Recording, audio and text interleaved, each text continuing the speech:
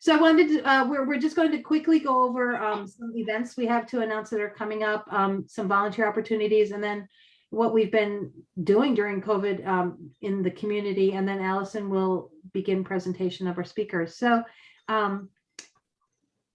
coming up this Friday is on the Senior Center Something to Talk About series, which does get recorded and you can watch it on their YouTube channel, is Naomi Spinnick, who is our Trash and Show chair, renaming this year Refashion Trash and Show. And she is the leader of the upcoming environmental conference. And so she's going to be speaking about that this Friday at 11:30 on the Senior Center's Something to Talk About. If you get the Zero Waste newsletter, there's a link to that in the newsletter. And then at the end of this month on Sunday, March 27th, is the 18th Annual Environmental Conference. And this year it's focused on textiles and how we can determine what we wear and how to take care of it and where it goes after we're done with it, and just a bunch of things about textiles. So again, if you get the newsletter, the link is in there. You can also go to the Zero Waste website or the Refashion Bainbridge website to find out more about the conference. And it does require registration. The tickets are just $10, but if you need financial assistance, that's available. And there are 3 keynote speakers plus 2 breakout sessions. So it's going to be really good. And then then April, the whole month of April is Earth Month. And there's an Earth Month page on Sustainable Bainbridge's website. So there are a whole host of activities, from weed pulls to celebrations to speakers. So go ahead and take a look at that page at some point. And then June 12th, there will be Refashion Trashin' on the trails at Islandwood. We're back at Islandwood with our trash show, but we're emphasizing the actual usability of the pieces that are entered in all the categories. The call for artists for that show is, the deadline for that is May 1st. So if you're interested in making something, again, revisit Refashion Bainbridge website, and there's a page about the artists. Okay, and then Barbara? Oh, well, you already covered Naomi at Something to Talk About. Okay. And then the monthly farmers market booth.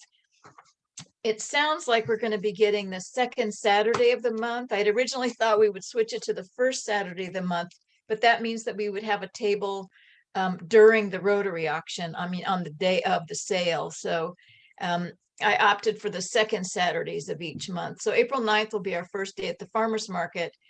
And there's not a theme, except we're going to be sharing our booth with any of the agencies involved in Earth Month activities. So Sustainable Bainbridge, it could be Kitty Moo, it could be Land Trust. I mean, there are a number of us, or a number of organizations collaborating on activities. And so we've invited them to share our booth and use our table space. And we're going to advertise all the activities that we can at the booth. So that's how we're starting our season. And then Jane and hopefully Diane and I will be meeting soon to sort of finalize some of the other topics as we go through the year. And if anyone has any suggestions or requests for topics or focus at our farmers market table, please let me know. I'd be happy to try and develop some material around anything you want to learn more about. Barbara, do you want to put your Gmail address in the chat? And also people can just write to BI Zero Waste and I can forward your request to her too. Okay, I'll put my email address in there in a minute. Okay. Oh, and we do need, if anyone's interested, volunteers for farmers market tabling. That would be lovely. Typically it's been Jane and Diane and I who get there early. We have to have the tent set up and our cars moved to another place by 9:30. So it goes from 10 to 12 and it's really dead the last hour. 10 to 2. 10 to 2, I'm sorry. And it's really dead from 1 to 2. But if you want to stop by, even just for an hour, it's a really great experience to interact with the community, see what kinds of questions or concerns people have. So please keep that in mind. We'd love to have you volunteer. Okay, thanks. And the other volunteer opportunities are probably bringing back the farmers market green team, where we make sure that there's a compost container out and recycling. And the last part of the eating part of the day, we make sure the compost is clean before it gets dumped. And then also Rotary is coming up. And so there's a green team component to Rotary. And we'd really love it if you would help on the green team, because we work our butts off for all during entire intake week, and could use a lot of hands to share that work, as well as the preview night and day of the auction. And then July 4th, we have for over 10 years set up waste stations, and we need over 40 volunteers to offer to be at a waste station for a 2-hour shift to make sure everything that goes in the waste station is clean. So those are the volunteer opportunities right now. And then just quickly going over our community work, Barbara will start. Oh, so we had the Chili Hilly event this year in the usual cold month. Last year it was in August. So it ended, the ride ends at the senior center, and we served about 650 bowls of chili to hungry and sometimes soaked cyclists who came there. And the senior center was happy to let us set up zero waste stations. So we had our trio of yard waste and compost, recycling, and then a small container of landfill. And zero waste very graciously lent us all of our standard signage. And so we diverted about 2 96-gallon toters to landfill that might otherwise have gone to yard waste and composting. And they're open to that. And all the cyclists are very grateful that we were there doing that. Super compliant and knew their recycling and composting stuff. So that was a good event to work at. Okay. And then Jane. So the Lending Library, I pulled some numbers together. We have had so far in this year, 2022, about 12 events that have served about 1,000 people. And we've had 4 large donations of tablecloths and tableware items in the last year, I think. So we're doing well. We did almost all of the items inventoried and packed better and stored and numbered. And Susan, Diane, and Laura is a new librarian. And so I think we have about 4 or 5 more events lined up on the spreadsheet in the future. And I think we're doing well. Okay. And you said Susan's name too, right? Yes. Okay. Thank Yes. you. And Susan. Okay, well, one thing I do is TerraCycle. I don't know if you are all familiar with TerraCycle, but their motto is recycle anything with TerraCycle. So some of their programs are free and some of them you have to pay for. But the ones that are free that I think the community might have things for, there's a bin in front of the Marge Williams Center. And basically they approach manufacturers and say, do you want to take some responsibility for the crap that or it's not always crap, but for your packaging. So these are what we have in front of the Marge. We've got Brita, anything that has to do with Brita water filters, Bic. You can put in there any dead plastic writing utensil, empty glue sticks, watercolor sets, Rubbermaid. You can put in used food storage containers, not single use, but plastic or glass, any type. It doesn't have to be Rubbermaid. And I can send these for free. Colgate, any tooth packaging or toothbrushes, used dental floss containers. And then Solo cups, if you have that crunchy type of plastic, number 6, the red ones that you see there, and I can send those all to TerraCycle for free. They also let you buy boxes for, like they say, anything. Those can be very expensive. I buy one a year when they have a 30% off sale. So you can just Google them, or if you ever have questions about TerraCycle, my email's on those bins. Feel free to ask me or to write to me. And then the other thing that I'm hot to trot on are those yard sale signs, those campaign signs. That's a lot of plastic in those. And most of the time those go into our earth.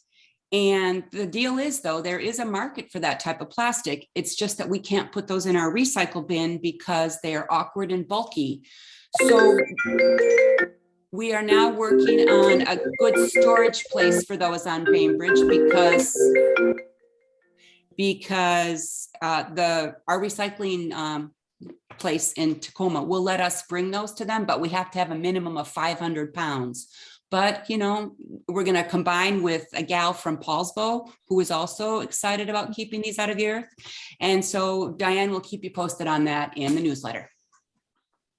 Okay, thank you. And just to clarify again, those companies are paying for that TerraCycle recycling, but it can be any brand that goes in there. Yeah, even though. Well, yeah, yes, it varies, but yeah, usually they're very clear. Yeah, for the tooth care, it's any kind. For the Rubbermaid, it's any kind. Yeah, basically, for the Brita, it has to be Brita, right? Yeah. Okay. Barbara, did you have a question? No, Jane does. Oh, Jane, sorry. Cedars Church is collecting paper masks at our office on Madrona Way. So any kind of paper mask you're done with, there's a bucket outside the office door. So 24 hours a day, you can put masks in there. And we bought a box to go back to TerraCycle. So when it's filled up, we'll send the box back. And by paper, you mean surgical masks and N95, KN, Yes, AP 95, whatever it is, 94? yes, not cloth masks. Yeah. Okay. And then Allison. Yeah, I'm going to talk about styrofoam, which is on hold right now. We're looking for ways to keep working with Bay Hay and Feed. We're especially working on the logistics of storing and then hauling the styrofoam to Kent.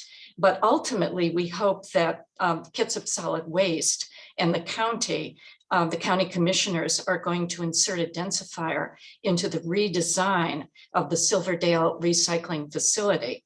And in the meantime, please hold on to your styro. And since I've now got the floor, I want to introduce tonight's program. And it's divided into two interrelated parts with a Q&A after each part. So please put your questions in the chat or use the raise hand reaction in the reactions down below. So the first of our speakers is Dr. Lyda Harris, who is the Clean Seas Research Scientist Lead at the Seattle Aquarium. And her job is to research long-term marine microplastic contamination in the Salish Sea. Lyda graduated from the University of Washington with a PhD in biology and a concentration in public policy and management. She's published numerous scientific articles exploring marine plastic pollution, both globally and locally. And she's been working on microplastics in the Salish Sea region for over 6 years.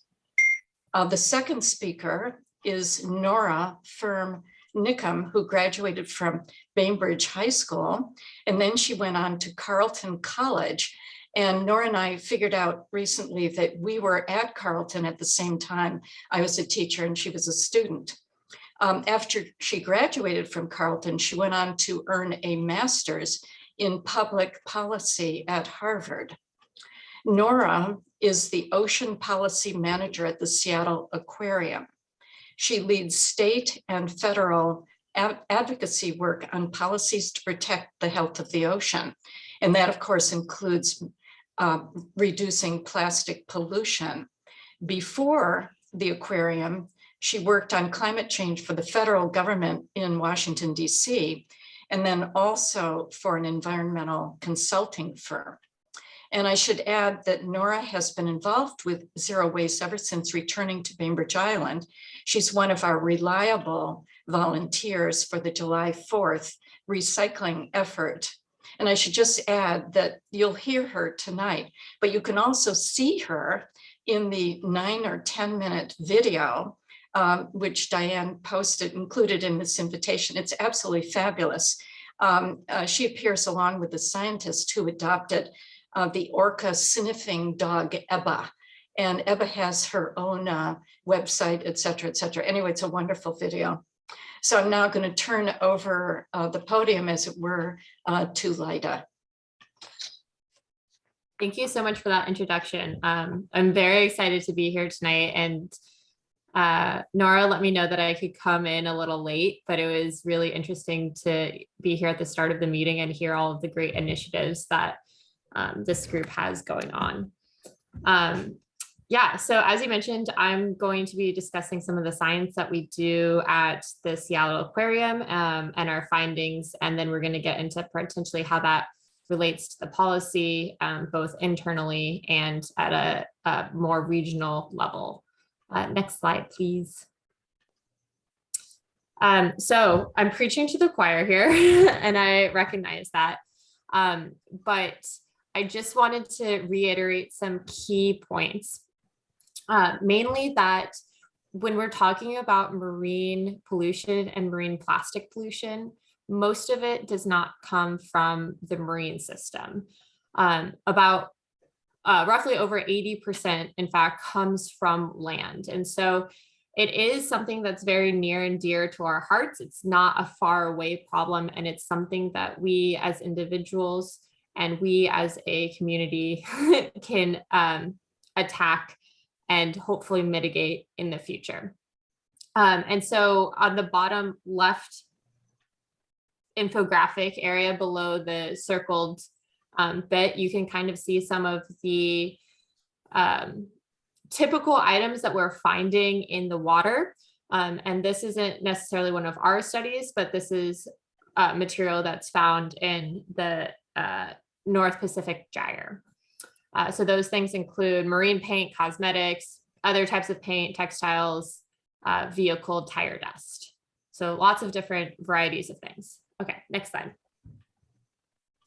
But I am a biologist, and so I like to think about how these pollutants can potentially affect organisms. And it's like the organisms we care about. When we go out into our beaches, we love to see our harbor seals, our sea lions, our orcas, our salmon. They're things that we really care about. Unfortunately, the larger plastics, as shown on the right-hand portion of this slide, can cause entanglement and ingestion issues with these larger animals like seals. And so once they're ingested, they have the ability to, or they cause the animal to feel like they're full. And so when you feel like you're full, you're not going to eat anymore. And so even though you don't have any nutrients or food in your system, you're not eating. And so you're not getting any of those nutrients. And so it leads to starvation. And with entanglement, that has another slew of problems where animals can't necessarily swim as well as they once could. And these are the things you typically hear about more, I would say. I think everyone now has seen the picture of like the charismatic megafauna, the turtle with a straw shoved up its nose. And that those images really resonate with the public, and they resonate with people who haven't necessarily heard of this problem. Next slide. But there's also very charismatic tiny animals like mussels and shellfish and worms and crabs and all sorts of things that live in our intertidal systems or that we depend on as an economy that are affected by plastics. And they're not affected by plastics in the same way that larger animals are. They're affected by microplastics through that ingestion and exposure. And so this comes with a whole slew of different problems. So we also see the starvation in these organisms, but we also see some effects of the toxics that attach to microplastics and how they can affect the organisms at different levels. And so it isn't just those awesome animals we'd love to see when we walk out onto our beaches, but it's the ones we depend on and the Salish Sea relies on to keep its ecosystem functioning in a healthy way. Okay, next slide. So just to look at the biotic side of life in the Salish Sea, we have a lot of different interactions that can happen, whether it's through mussels or through whales or through our fisheries or through otters. Plastics can move around our marine system in a variety of different ways, whether that be through ingestion of the plastic and then ingestion by a different animal. It could also be through evaporation into our water cycle. And so there's been a lot of studies that have come out recently that show that it's actually raining plastic, that those tiny nano and microparticles, so we're talking, probably less than 50 microns, which is a tenth of a sesame seed. So very, very tiny. Those tiny particles are getting swept up into our atmosphere and come down in totally different places. And so because of that, we're starting to see plastics in the weird environments that we shouldn't, like the Arctic or some mountains in Colorado. But again, we have to remember that this is all land-based. So to figure out how we as a population are causing harm to a different environment is pretty important. Next, please. And you can do one more. Great. So the Seattle Aquarium sits at the waterfront of Seattle. I'm sure if you've been downtown, you've seen the aquarium in some capacity. Because we sit at the kind of the forefront of the city, and bless you, onto the water, we are able to bring in huge amounts of water every single day, every single second. And so we can use that from a scientific perspective and use it to our advantage to test how much plastic and how many pollutants are in our system through all of the water coming into the aquarium, because it's already getting pumped in. And so that's what we were able to do over a long period of time. So over 2 years, we tested, and we're continuing to, but over 2 years, we tested the water right in front of our city in Elliott Bay. Next slide, please. So to do this, it's a relatively simple process. We take a lot of water. So we're talking about 100 liters of water. If you think about one of those industrial rolling trash cans or recycling bins, that's the volume of water we're talking about. We bring water up from 30 feet depth or 9 meters. We push it through a sieve. And so we're only interested in a certain size category of these plastics. And we do some extraction methods. And eventually we get this tiny filter shown on the right-hand slide that you can kind of start to see some specks in. And those are the microplastics that we're counting. And so we're taking this huge volume of water and bringing it down into a filter the size of a silver dollar, basically. Okay, next slide. And so on there, plastics start to look a little bit different than perhaps you or I thought that they would. They start to take different shapes, and they start to kind of trick your eye a little bit and say, oh, I don't know if that's actually plastic, or that might be something else. So here are some examples of different shapes and colors and types of plastic in the top, or pollutants per se. In the top left-hand corner, we have something that we would identify as a foil, so aluminum foil, for instance. The bottom left-hand corner is a fragment, and the two on the right are both fibers. And so when we start to talk about microplastics and we start to kind of tease apart the different implications or what we're seeing or the types of particles we're seeing, it's really important to have a defined definition of what we're talking about. And so far I've given you the definition of microplastics, plastic. Moving forward, we're going to talk more on a broader scale of anthropogenic debris. And so because with my naked eye or with your naked eye, we can't look at these particles and say, oh, that's a plastic. We can only look at it and say, that doesn't look natural. That looks like something that humans made. But any sort of thing that humans made is still considered a pollutant. And so we want to be able to count it. So looking at the Salish Sea over 2 years, we gathered all of our data and quantified or counted how many particles we were seeing over time within this Elliott Bay region. Next slide. So here are our findings. You'll notice that on the x-axis, so the horizontal axis at the bottom is date, and that starts at January of 2019. And on the y-axis, the vertical axis, we have the total number of particles per liter. So there's a few different trends that immediately jump out. One is it's just dots. And you're like, great, what are you trying to tell me here? But you'll notice on the left-hand side, those dots seem to be a lot further apart than on the right-hand side. And so that's something that immediately jumped out to us as well. We said, okay, that's a weird thing going on. Why are some of the dots so far away from each other? And why are some others so close to each other? Next slide.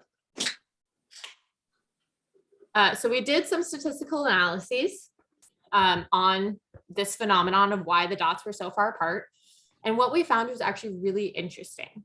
So we found two different kind of sections or parts of this story that were delineated by a breakpoint. And so on the left-hand side of that breakpoint, which is shown by the dotted line, you're seeing a lot of variation, a lot higher concentrations of particles in the water, versus on the right-hand side, we're seeing a lot less variation and a lot lower concentration of particles in that water.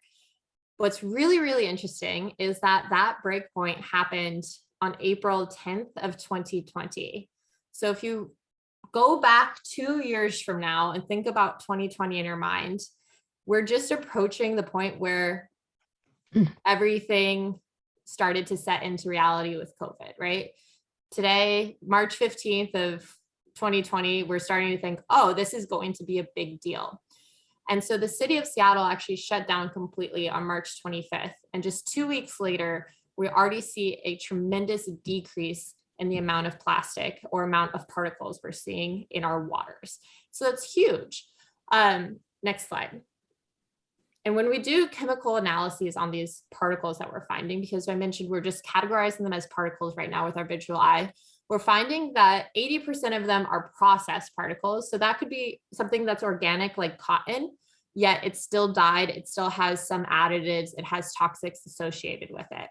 16% were synthetic, so that's going to be your plastic. And then 4% were possibly processed. So those 4% we're a little bit unsure of, but overall, 100% of the particles we found were anthropogenic. That's huge. And so when you think about it, you're starting to think, oh, COVID might have been really good for our waters. We might have seen decreases in human traffic along the waterfront, and decreases in those sheddy fibers that we've heard so much about getting into our waters. That might be awesome. We should keep the COVID protocol going. But when you also think back to 2 years ago, think about your habits. You stopped going to work, you stopped going, potentially you stopped going into the grocery store, you stopped going into restaurants. That's all great. However, you also started to wear face masks. We started to get more takeout. We started to wear more synthetic clothing. And so a lot of those single-use plastics, whether it's the face masks or the to-go containers or other things that we started using, actually skyrocketed in production and use. And so we're seeing an immediate effect of COVID on the environment, but we're not seeing the long-term effect of plastic use and single plastic use, which is really important. And so we're continuing to monitor to continue to see what is going on with that. And we've added a few more studies to it. But overall, it's pretty interesting. And I'm very excited to see both how we as a community can reduce single-use plastics moving forward, but also use this knowledge that we have an effective human foot traffic on the waterfront as potentially causing more debris in the ocean, and how we can reduce that in the future. Next slide. So with that, I will take any questions right now about the science, if you have any. I have a question. Yeah, go for it. So you must have measured other things too, maybe, but at the beginning, when you showed in the lower left corner, the number of tons of plastic particles and their sources, and tire dust was the most. So I guess I never think about that as being a microplastic, nor the different kinds of paint you had listed. And when you talked about how the bigger animals they might starve to death because they feel fullness in their stomach. And then we see the whales cut open with the plastic bags inside and everything. Do you know if the tire dust pieces and I don't know what form the paint would take, do they have an effect on the satiation of the stomach, or what kind of harm do they cause internally? Yeah, that's a really great question. So to get at, the overall answer is we don't know, because it's such a new field. However, a lot of, if not all of the paint that you use to paint the underside of your boat, all of that is plastic because it decreases fouling. And so as you move through the water, that paint starts to shut off. So that's getting at to one, when your tires wear down, I just had to replace all of my tires. It's very expensive, but it's also like, okay, well, you replace them because there's no treads left. And so those treads had to go somewhere. And so the more you drive on roads, the treads come off, or the tire particles come off, and they end up in the atmosphere, or they end up on the roadway to later be washed into the ocean. And so I think the papers that I've read and the studies I've read that addressed tire particles specifically, it's not necessarily those large animals that are being affected, like large on the size of whales, for instance. And it's not necessarily they're being affected by ingestion per se. They're not filling them up because they're so small, but it is the additive, and I am totally blanking on the name of it. There's a specific additive in tire particles that has been shown pretty recently to reduce health and vitality of specifically coho salmon in the Salish Sea. And so there's kind of two-prong effect. There's the physical aspect that you can cause decreased hunger and starvation, and then there's the chemical aspect of it. And all of these particles have so many additives onto them that we're just now starting to figure out what all of those chemicals are and how they might play with one another or act singularly on these different organisms. Okay. Yes, thank you, Nora. She just put it into the chat. Okay. The name I could not remember. Okay, thank you. And we have another question from David and Crystal asking, can you explain a bit more about the 80% of processed material that was found in the lab study? Yeah. So thank you for this question. The term processed material is pretty vague. And so when we went through and looked at all of the chemical compositions, a lot of that processed material was labeled as either dyed wool, dyed cotton, cellulose, but kind of had an asterisk next to it, cardboard. And so those items that are not synthetic, so they're not 100% plastic, those items are things that perhaps we haven't heard of before. We haven't heard detrimental things about. And so the first thing someone's going to tell you is like, oh, you should switch to all wool or all cotton, which is great. You definitely should. It's pretty unattainable living in the Pacific Northwest.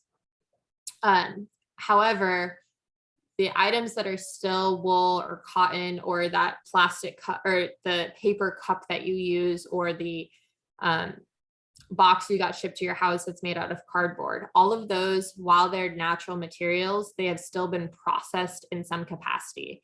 And so we're still, even though they're not labeled, they might not have as detrimental effects as the microplastics do or the synthetic particles, we're still calling them anthropogenic waste because we as people are still putting them into a natural environment.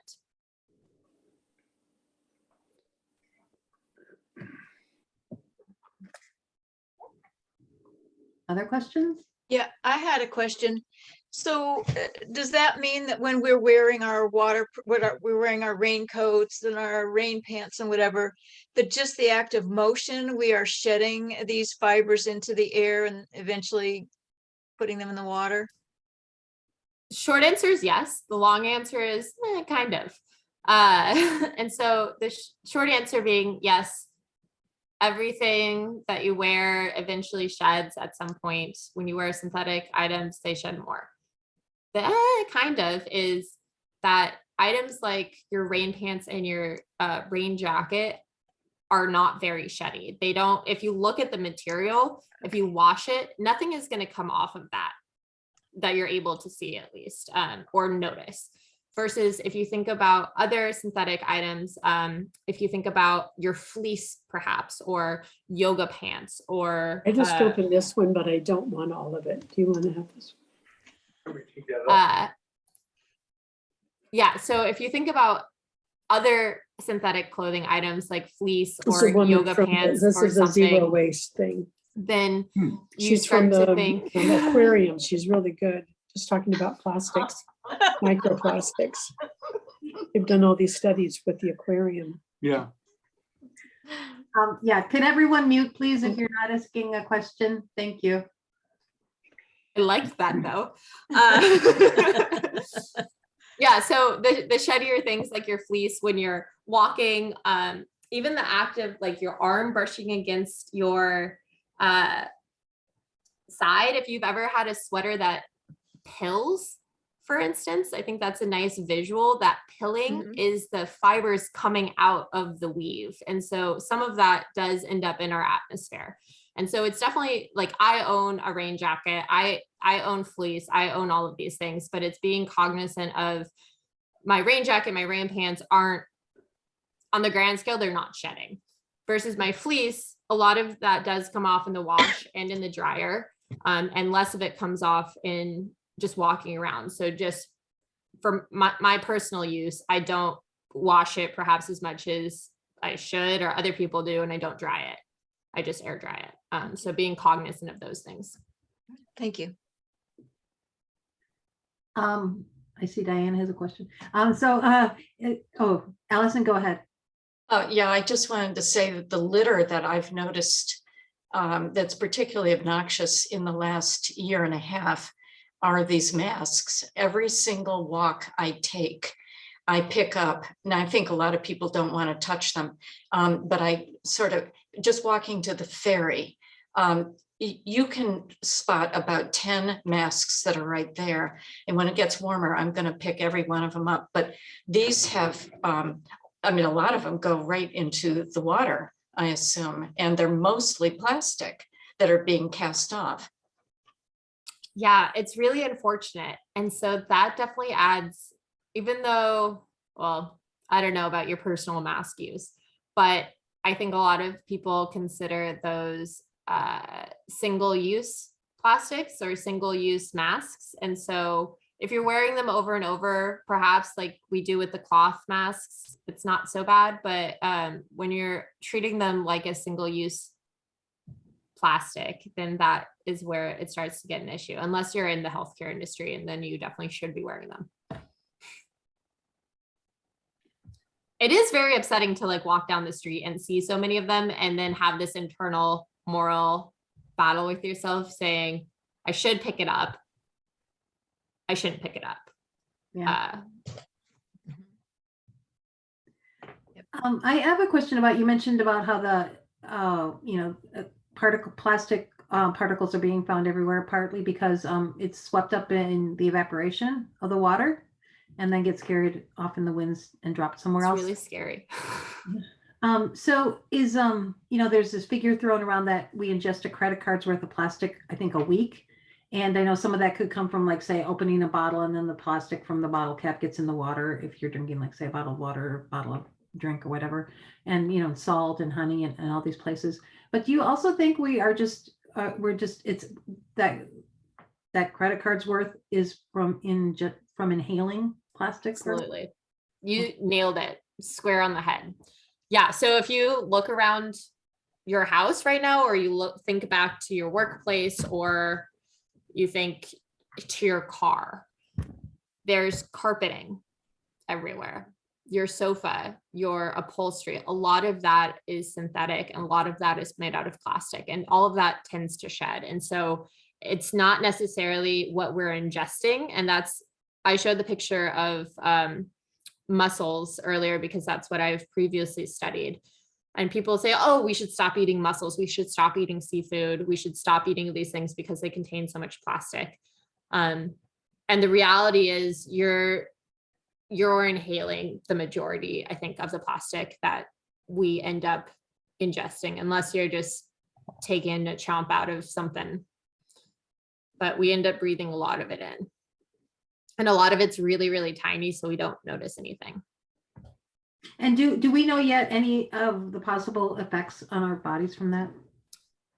So we can build and bring knowledge from other study organisms, because it's really hard to study people. You can't really just go and say, oh, you should go eat some plastic and see what happens. But the people studies that have been done, we've found plastic in feces. So your poop has it. In newborn placentas, it's found in there. And so in the other systems the other animals that we're able to study, we do see that if it gets down to a smaller enough size, it can travel across your cell membrane. And so it can, even though you ingest it, it can travel into your body further and potentially release a lot of the toxics that it holds. And those toxics are things that tend to be pretty bad. So one of the big ones is DDT, something that we as a country banned in the 70s. It's still floating around in our water. So when the plastics go into the water, the DDT attaches to the plastic. And then if it's ingested, the DDT is then transferred to the organism. So we don't know the effects on people. The effects on organisms range from decreased reproduction abilities, decreased breathing and overall health, the satiation, pretty much a lot of nasty things that I personally would like to avoid in my life. Yeah. Thank you.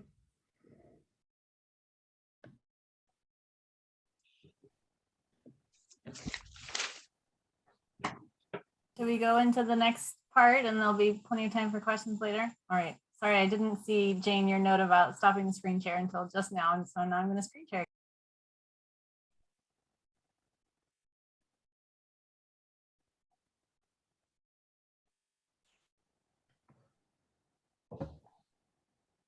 Yeah, Nora, did you want me to cover the first few of this as well? Or did you want to go? Anyway, what do you want to do? All You take it away. right, I'll jump in. So given the findings from the Seattle Aquarium's research that Lyda has been working on, given that and just our understanding of the impacts of plastic pollution on the environment, Seattle Aquarium has been working on making a lot of internal changes, which we like to talk about to try to show other organizations and companies that these changes are doable and they take some effort, but they can make a difference. And so one of the things was changing uniforms for aquarium staff. The uniforms used to be fleece vests and kind of zip ups, and we changed to non-fleece uniforms. Spent a lot of time figuring out what things were still warm enough. And, I don't think, actually don't know if we switched to all cotton, maybe Lyda, that, but trying to switch away from the worst things and towards much better things that would shed a lot less. And hopefully we will find a lot fewer blue processed materials or synthetic materials in those samples. We have also made changes in the gift store, and the Seattle Aquarium's gift store is actually operated by another company called Event Network that works with a lot of other kinds of institutions like the Seattle Aquarium. And which is great actually, because then they have a lot more leverage with their whole supply chain because they have multiple stores. So, one of the things we do is make sure to sell these reusable items like reusable bags and reusable bottles, because the marine interpreters at the aquarium talk to guests all the time about the impacts of plastic pollution and alternatives. And it's helpful to be able to say, if you don't already have a reusable bottle, you can get one in your gift shop. But beyond that, the Seattle Aquarium gift shop also asked suppliers to stop using plastic in packaging for items that were there. So for example, they said, if you have toy boxes that have a window, that window does not need to be covered with plastic. It can just be open. So those plastic, the suppliers stopped making those containers with plastic. Similarly, a lot of stuffed animals have small microbeads in them to kind of weight them and make them stand up. And the gift shop said, we don't want to buy stuffed animals that have those in them anymore. And actually, it turned out some of the companies realized that those weren't even needed. So they're making them without, and not just for the Seattle Aquarium. Also, stop sending us stuffed animals with each one in its own plastic bag. You might need to wrap it all in one big plastic bag for shipping across the ocean and, not getting water damage, but how can we cut back on the amount of plastic? So they've made a real effort, and we're kind of trying to talk about that, and also talk about, kind of that influence across the supply chain, that if one customer can ask for things to be done differently, hopefully those suppliers will make those changes for other customers as well, and realize that they didn't need all that plastic in the first place. Our cafe is also operated by another company called Sodexo. You may have heard of it. It's a pretty big one. But they have been really great in terms of eliminating single-use plastics. So back in, and ahead of the curve, Seattle has been a lead in changing policy for a long time, but the Seattle Aquarium Cafe was doing things before they were required. So they started using compostable alternative utensils and hot cups and lids and soup cups in 2009. They switched to non-plastic beverage containers in 2017, things like glass and aluminum and boxes. And then a few years ago, they also switched to reusable plates and bowls. And I don't have official documentation, but the chef did tell me that even though they had to hire another staff person, a dishwasher, they still saved money by having the reusable, bowls and plates and so on instead of disposable. So we try and talk about that because we're trying to do more policies that would require that kind of change for anyone who has space, or any institutions that have space for a dishwasher.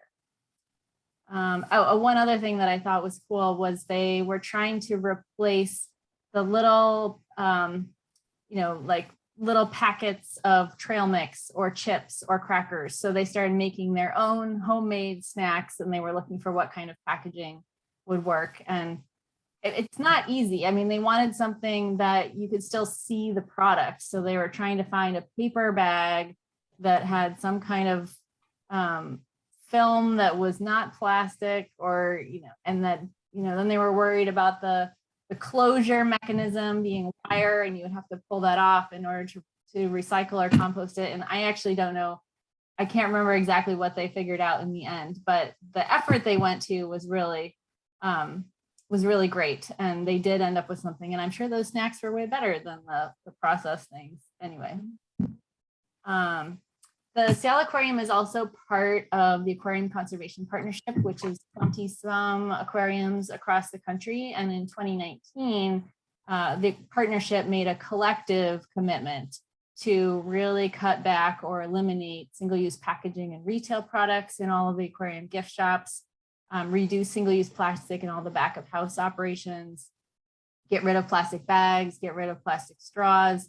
And so I think that really helped both have a greater impact to bring along maybe aquariums that hadn't thought as much about this. I think a lot of them had, because they're all worried about the health of the ocean, but sometimes you can get a bigger commitment if you're all doing it together.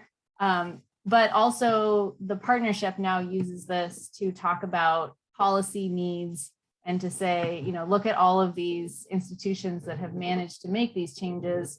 These changes should be mandatory, statewide and nationwide. And so one example of a policy that this partnership is supporting is the Reducing Waste in National Parks Act, which is in Congress right now. And it would basically eliminate the sale and distribution of single-use plastic items in national parks. So instead of the national parks selling single-use plastic water bottles, they would have water refill stations and that kind of thing. And so as we advocate for this, it can be helpful to be able to say we've already eliminated all those things. We also receive hundreds of thousands of visitors, and it has all worked out just fine. So it shouldn't be a big deal for national parks to do it too.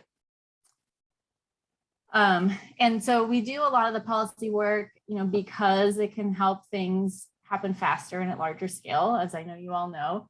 And we do, where possible, try to make that link between the research that Lyda is doing and the policies that we're calling for. So being able to talk about, the ubiquitous presence of these microfibers and microplastics here in Puget Sound is helpful. There are always legislators who talk about how this is a problem in Asia. They talk about how the plastic must be being dumped in the ocean from other countries. And so being able to say, this is a local problem too, it's coming from here as well, and we need to deal with it here, is helpful, I think, for making the case. What Lyda is finding and what other organizations that do beach cleanups are finding is also helpful to make the case for specific kinds of plastics and packaging that we need to address in policy. So for example, things that are found really commonly on beaches or in the ocean and for which there are good alternatives are good things to go ahead and ban. So for example, last year, as I'll talk about in a minute, there was the ban on a lot of expanded polystyrene foam products because that is all over our beaches in tiny bits, and for packing peanuts and food serviceware containers, there are much better alternatives now. So we don't need to rely on expanded polystyrene foam. And it's fun to do these. You can see in this picture, it's fun to do things at the aquarium to raise awareness about these policies. And more we're trying to engage people to call their legislators or sign comment cards that we can deliver to members of Congress. And talking a little bit more about state policy, the Seattle Aquarium is part of the Plastic Free Washington Coalition. Bainbridge Island Zero Waste is also active in that coalition. And the organizations on this slide are particularly involved leading up to session to help design the legislation and kind of get into the details. And I did want to say, I know a lot of you on this call helped to support bills this session and in the past by signing in pro on the legislative website and doing social media posts, and all of that is really helpful because there's a lot of lobbying power opposing bills to reduce plastics, and showing that there's broad public support helps to counteract that. So just going back a couple of years, in 2020, we passed the reusable bag bill in Washington State, which bans thin single-use plastic bags. And that had already been done on Bainbridge Island. It had already been done in Seattle, but there were a lot of parts of the state where that had not been done. But one of the reasons it was possible to do it statewide was because retailers and restaurants and chains get annoyed by having different requirements in different places. So when Bainbridge Island does it and Seattle does it and other local governments do it, it helps really create this momentum. And then the industry kind of says, oh, we would just rather have a statewide standard so we can do everything the same everywhere. So that's definitely motivated me to push for changes at the local scale, even if it doesn't feel like the impact is as big as you want it to be. It really helps build the foundation for making those changes at the state level and in turn at the federal level. So then in 2021, we passed Senate Bill 5022, which has a few components. So one is the expanded polystyrene foam ban that I mentioned before for these specific products. The second part is the on request only, which City of Bainbridge has done a lot of awareness raising around that recently. So the items listed are only available on request now. And Bainbridge Island went one step further and said many of these things also can't be in self-serve bins on the counter, which is still allowed in some parts of the state, but you actually have to ask. So hopefully you don't just take something out of habit if you don't really need it. The third part was just a start at trying to deal with this really confusing symbol that's known as chasing arrows, which a lot of people, as I know you all know, think that that means something should go in the recycling bin, and that's not what it means. And so the first step to deal with that was in this bill to remove the requirement that that chasing arrow symbol be on everything. So companies were required to put that on. So at least now they're not required to put it on. Next, as I'll talk about, it would be nice to say you may only put that on if something will be accepted for recycling, but we have not done that yet. And the last part of the bill that passed last year was requiring minimum recycled content in certain kinds of containers, like shampoo containers and laundry detergent containers, as well as trash bags. So things that don't come into contact with food, things like, black plastic bags, you could put any kind of recycled plastic in there. You don't need to worry about the color. And so by requiring that those producers of those products use recycled plastic, if they're making it out of plastic, you help build the market for recycled material so that more of the stuff that we put in our recycling bins will actually end up being used again. So having accomplished all that, what do we need to do next? And I'm sure you all could help me come up with an even longer list, but this is kind of where we started heading, which was addressing packaging as a major source of single-use products, making sure there's universal and equitable access to curbside recycling, increasing the demand for recycled material, and clearing up confusion like the labeling thing I just talked about. And packaging, over 30% of plastics are used for packaging, and that tends to be a very short-term use. So that's where we have focused for now. And this graph shows the increase in plastic production since 1950. And you can see that blue chunk at the bottom of the graph is plastic used for packaging. So that's one of the, I think, easier things to tackle. And it's becoming more and more urgent because new kinds of plastic packaging keep coming onto the market. More and more of it is not recyclable. It mixes all different kinds of plastic or plastic and non-plastic. All of the things here are multi-material, which makes them extra hard. And of course, some of them would be have food on them and hard to wash off. The can on the bottom right looks like a regular metal can, but it's actually a plastic can with a metal top, which would make it impossible to recycle. So we're trying to, get companies to stop making these things and designing more things that are even harder to recycle.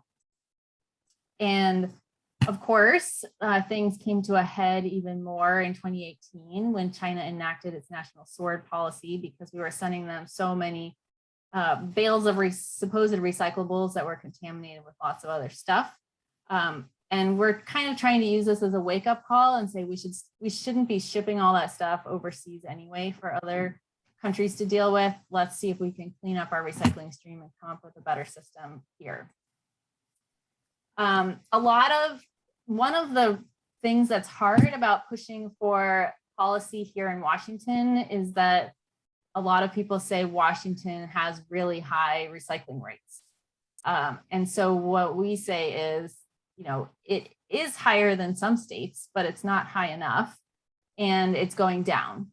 So the peak was in 2011, 57% of what was collected was being recycled, and now it's gone down to 50%. So that is maybe high compared to some states, but 50% is not good enough. And waste generation has gone up 3 times faster than the population. So we need to do something here to improve that. And meanwhile, recycling, the system is not working great. There's not a market for all this stuff. Costs are going up. And so costs are going up for the people who are paying for recycling, but at the same time, services are being cut because of all of this pressure on the local governments and the problems in the recycling market. So here's just a list of how different local governments have changed service recently. So King County has limited more of the materials that are collected. Tacoma has added charges. Spokane is picking up the recycling less often. Franklin County apparently is discontinuing curbside recycling. So we need this stuff to be getting better, not worse. And this is something that I was surprised by, because here in the Puget Sound region, everyone has curbside recycling, but that is not the case in the rest of the state. Actually, only 58% of Washington municipalities have residential curbside recycling service. So even if someone is willing to pay for it, they can't get recycling pickup at their home. So to try and deal with this packaging problem, a couple of years ago, there was a report that was required by legislation that our own Senator Rolfes sponsored. So yay for our district and Senator Rolfes. And it came up with recommendations for what to do. And some of these things were in the bills that already passed, like requiring the use of recycled content in plastic packaging. I think maybe banning or the opt-in requirement for things like plastics, utensils and straws.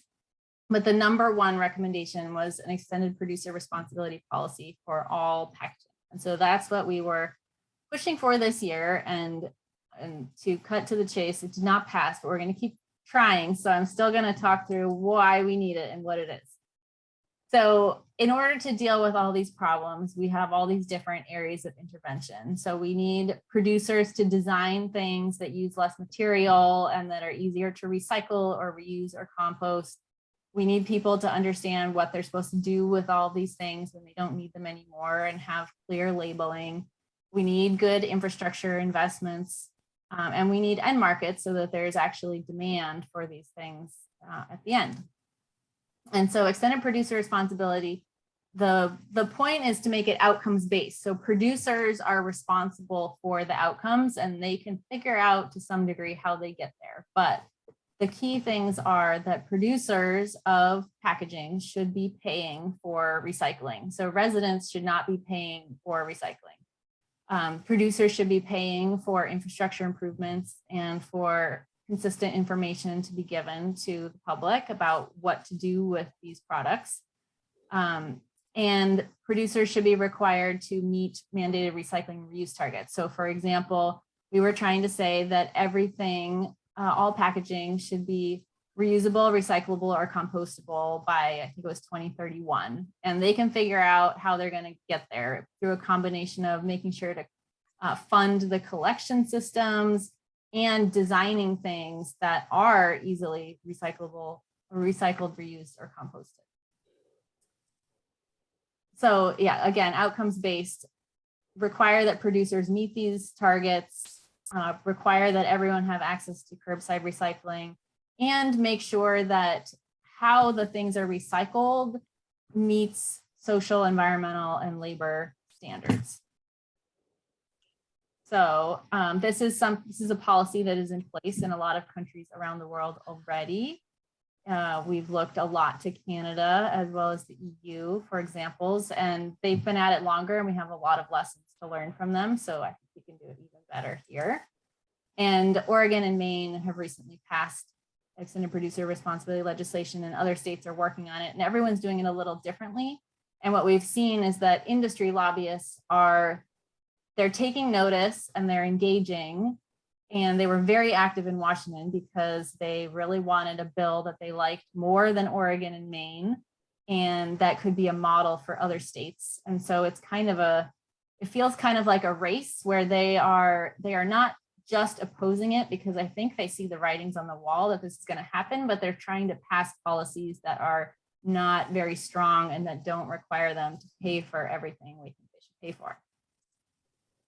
But anyway, we think that this kind of policy has promise because it has been shown to work in other places like British Columbia, where, compared to the 50% recovery rate that we have here in Washington, they're at 85%. So we are not giving up. We're going to keep trying, but the bill did not pass this year. And, it had a lot of opposition. And it kind of got to the point where maybe we could have passed a bill, but it would have been, I think, too weak to feel like it really did what we wanted to do. And so you have to make a decision, but we decided we'd rather try again for a strong bill than pass a weak bill that didn't put as much responsibility on the producers as they should carry. And this was the other piece that was in that bill that we hope to pass again in the future, that basically this label, this symbol could only be put on products that would be collected for recycling and actually be recycled through the extended producer responsibility system. So I will stop there, and Lyda and I can answer more questions. And I know a lot of you have expertise in this area too, so feel free to add to what I've said. We have an action alert list. Please sign up if you're interested. We actually don't send out emails very often, so your email will not get filled up. I think we do about 7 or 8 emails a year, and a lot of them are about plastic. And then we have a brand new Take Action page you can check out at seattleaquarium.org/take-action. So I'm going to put that up for 1 more minute and then stop screen sharing.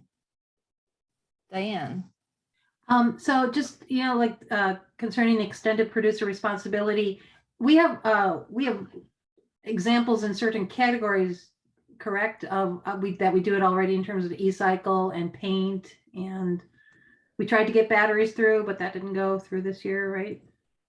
Yeah, exactly. There are lots of good examples. And one of the questions that came up this year was whether this system should be just about plastic, because maybe it'd be easier to pass a bill that was just about plastic because the pulp and paper industry didn't want to be a part of it. So that was another source of opposition. The reason we were pushing for it to be comprehensive was because that's what the report to ecology strongly recommended. And it was for a few reasons. One is because all of those things are already commingled in the recycling stream. So if producers are only responsible for part of that and not all of it, it makes it a little unclear who's responsible for, the collection. Another is just contamination. And another is that even though paper is pretty recyclable, it's not all getting recycled. There's a pretty big gap still in getting that actually through to the end. But yes, you're right. There are a lot of good models. So it's not a system that's unheard of. This would just be bigger scale.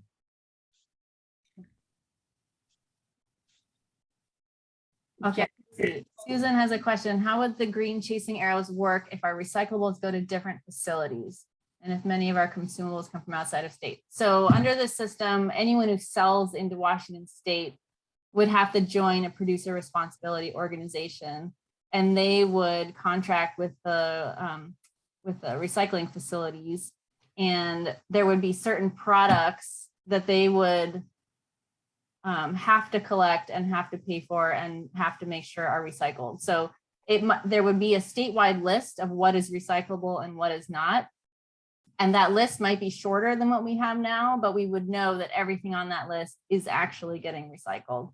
So that would be a big step in the right direction. And the fact that they go to different facilities, it would all be kind of harmonized by these producer responsibility organizations. So hopefully that wouldn't be a problem. And we wouldn't have the situation we have now where things that are accepted on Bainbridge, or actually it's usually they're accepted in Seattle, they're not accepted on Bainbridge, it would be the same across the state.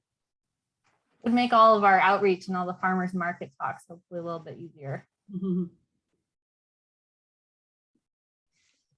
Jackie, you have a question? But you're on mute. Unmute. My question is thinking about young people getting into the design of products or packaging for products, stimulating young people to want to go into this field and study it in college or whatever it takes to do that. Are there efforts being made in that regard? I'm going to let Lyda talk about that. Talk about the innovation prize or something. Yeah, I can talk about that. It's a hard question. So I know a number of folks that have degrees in material science or engineering, and that's kind of the degree that you need in order to go into that field.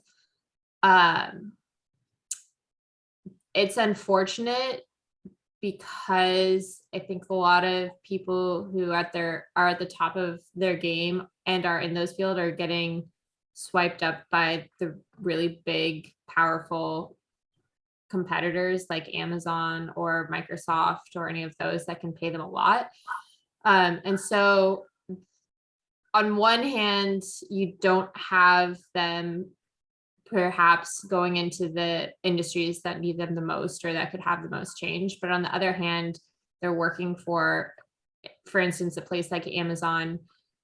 They are attracting a lot of young people, and they're attracting a lot of people who are sustainably minded. And so, and they have a whole new sustainability branch. And so I do have hope for that. And I think a lot of companies are starting to see the writing on the wall. And so starting to figure out, like, get together and figure out how they can,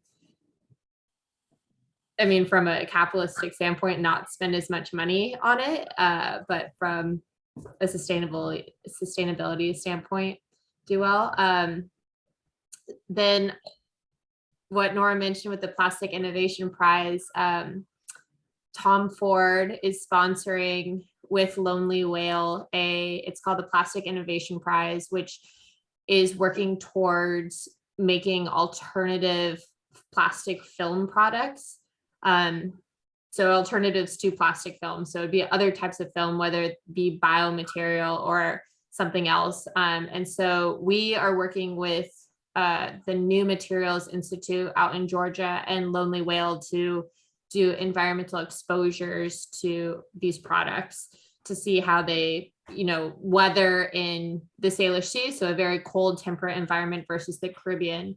And then the aquarium is doing one step further, which is a project I'm really excited about, which we're simulating a gray whale gut and seeing how the plastics or alternatives degrade through the gray whale in a lab setting. So it's not going to be perfect, but figuring out what aspects of plastics are most detrimental to charismatic megafauna and things that I think we all get really excited about seeing in the Salish Sea.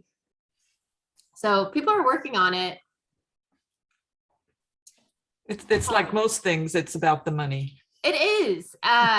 It's really unfortunate. And I think it's also one of those spaces that, I mean, if you look at the names in this Zoom call, it's a space that women are really drawn to, or we're good at it, or we occupy, or whatever reasoning that there is. And it is about the money on some hand, but it's also about who cares more about it. And so women, I think, tend to go, and historically we go towards conservation efforts because that's what we care about. And so it's diverting some of that, saying, okay, yes, you can conserve the environment through doing this material science thing. So Thank you.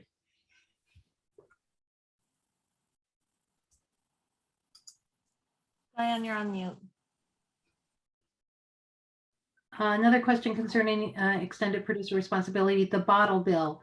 So it's been proven that the bottle bill, which is where, it's 10 or 11 states where they require a deposit, 5 or 10 cents on certain size containers and certain types of containers, plastic, glass, aluminum, that they have the best recycling rates. And so I don't understand now with the increase in desired post-consumer content by these national companies like Coca-Cola and Procter & Gamble and everything, why they aren't trying to push through a national bottle bill. And I also want to recognize Maridel Gale, who's on this call. She was responsible for the first bottle bill in the nation in the 1970s in Oregon. So yay.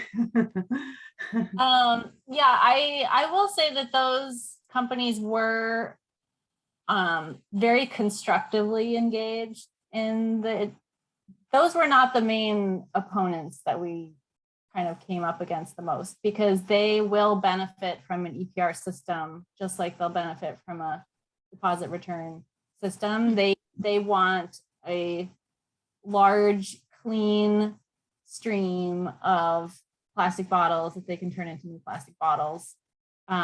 We were trying to do not just bottles, but the whole all packaging, because those the bottles have more value than some of the other stuff that could be recycled. And so keeping them in the system is helpful.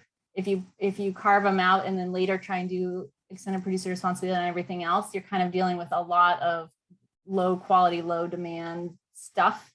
It's I think of it kind of like, I don't know if this is a good analogy, but like insurance. Like you want a mix of healthy people, and a bigger pool is better for the system working and being efficient.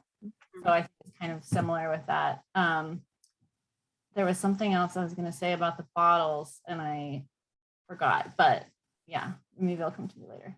I'm gonna jump in really quick with a comment on that. I was just in Baja, Mexico, and a lot of the beer companies there do the bottle program, especially in the smaller towns. And so you'll often buy a case of beer, which just comes in like a pallet, and pay more for it. And then you get like half the money back. So it's a more expensive bottle program, but it keeps all of the bottles in the system. And so specifically Pacifico is doing that. And so it was just really neat to see how a different country dealt with the problem. And that the Pacifico, on their hand, they didn't have to make bottles anymore, or nearly as many, because they kept them in the circulation. They didn't have to relabel them. They didn't have to do anything except for wash them and refill them up.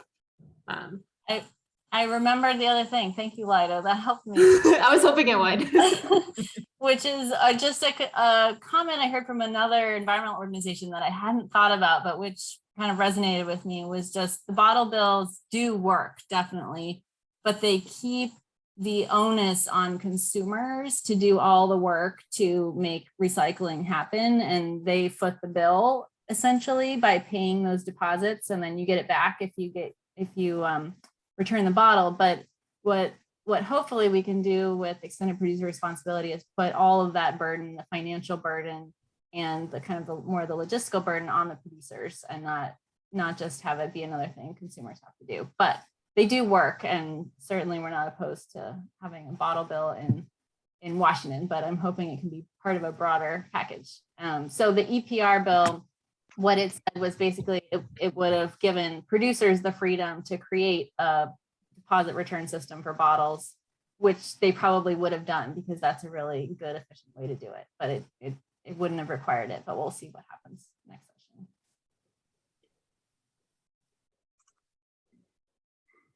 Allison. I'm impressed with the Seattle Aquarium, which employs both of you.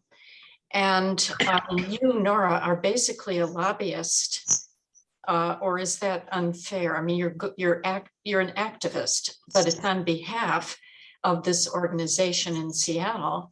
And Lyda is a scientist, and I don't know how big the scientific department is, but there are aquariums around the country.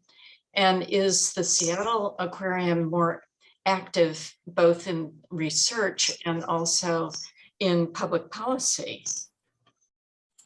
Good question. I'll tackle that for policy and then turn it to Lyda. So I would say, so my position was created 3 years ago. So the aquarium kind of jumped in more to the policy work at that point and has really tried to be a leading voice. So and that was kind of the part of a trend. I think a lot of aquariums around that time started hiring their first policy people. The Monterey Bay Aquarium has been doing it longer, and I think they have 6 or 7 policy people. So they're really going for it. But I'm really happy that it's happening everywhere. And that's why we have this aquarium partnership where we talk about policy stuff every week. And it's been really helpful to coordinate, especially on the federal side, because there's just so many bills that could affect the ocean. And if you have a coalition, you can kind of split it up and cover more ground. I didn't know that research, or that aquariums had research, pretty much until I saw my job posting. And I was going to say, I knew associates of like the Monterey Bay Aquarium. They have a huge research facility, and they have tons of scientists on it. And the more that I'm in the aquarium, so my position was also created more recently, so in 2020. So we're growing our team, I think, for both policy and science. But since being part of that, I've learned more about the Vancouver Aquarium, which had a huge research component, and learned a little bit more about the Monterey Bay Aquarium. But I went to school in Chicago, and I don't think the Shed Aquarium had research when I was in college and stuff. So I think it's also going the same direction. And hopefully people like these institutions that are really care about conservation and realize the platform that they do have are focusing on the science and the policy, and using that to have a voice in the conversation. Are the programs funded by grants, admission, City of Seattle, federal government, whatever? I'll go The first. question is, how is your work funded? Yeah. So my initial position was funded by an anonymous donor who really cared about microplastics. If I could find another one of those again, that would be great. My position then moved to a grant with Lonely Whale, the one that I spoke to about. And so that's how it's funded right now. And that a lot of the research department's funding does come through grants that we apply for. And then moving into next year, it's funded underneath the aquarium, with the expectation that we still apply for grants and stuff. But my position is pretty unique because it's new. But our researcher and lead scientist who has been there for 27 years, she's been under the aquarium budget, just applying for her own grants and stuff, but still being taken care of by the institution. Yeah, and my position is also covered by just the institution's budget, and the majority of revenue comes from ticket sales. So that's why it was a really hard time when we had to shut down for several months due to COVID, because we don't have a ton of foundation support. But we have gotten some small grants, and I use those to hire part-time policy assistants for the state legislative session when I'm trying to do state and federal policy at the same time. So for part of the year, I have another person working on policy with me.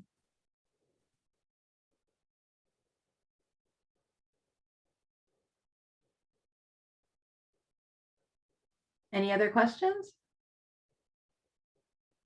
Well, Lyda and Nora, this has been so informative, as Barbara said in the chat, and we thank you so much for giving us your evening, and telling us all about plastics and what we can do and how they're there in the environment. So thank you so much. And thank you everyone for attending tonight. Thanks Thank for you having asking us. great questions. Okay. Yeah, those were some of the best questions that I've heard on any talk. So that was great. Well, good. Okay. All Thank you. right. Good Thank night. you. Have a great evening.